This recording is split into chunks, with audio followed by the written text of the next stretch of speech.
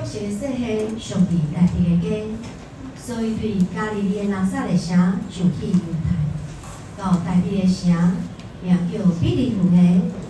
被甲伊所聘定的玛利亚三角做嫁嫁。迄时玛利亚已经有身孕，因伫遐时生产的期到，就生头一个囝，用布包伊，互伊困伫座里，因为客馆无所在。 通用婚姻受祝福的比利园，大庇的城啊，万国中你虽然真美色，总是独独你捌为着万王的王，平凡安歇的所在。